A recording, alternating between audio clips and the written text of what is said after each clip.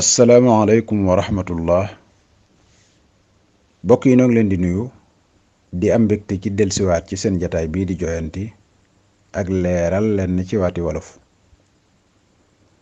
Welekaan di leen ko defal di ci ànd ak ITV lëkkaloo ceeg kuréelug wàllu wolof.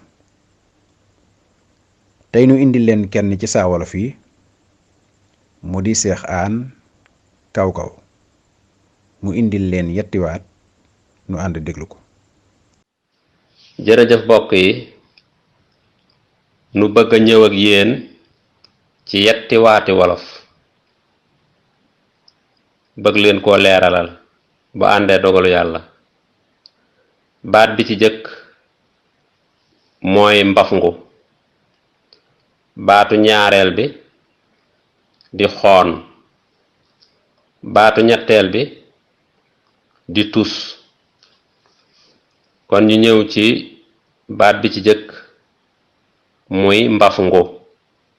mbafngu diggante ab xadd ak i laat mooy mbafngu.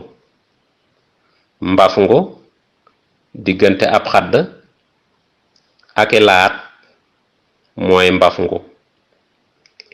ñu ñëw ci baatu ñaareel bi xoon, fa bët jeexe sew-sew boobu sës ca bakkan ba loolee lañuy wax xoon.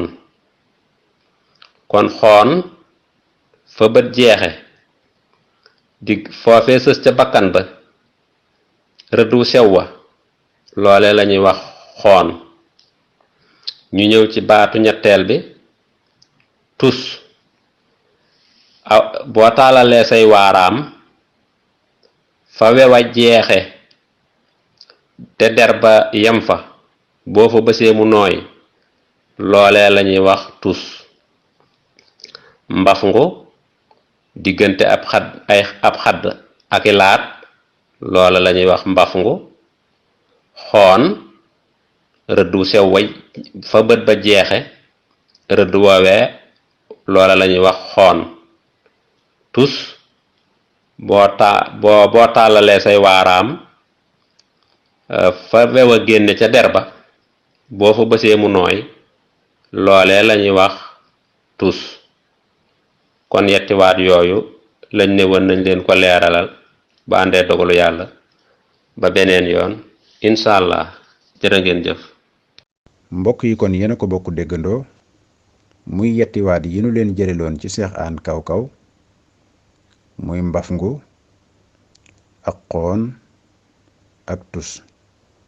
kon fii la ñu yem ak yéen ba beneen yoon ci yeneeni waat jërë ngeen jëf.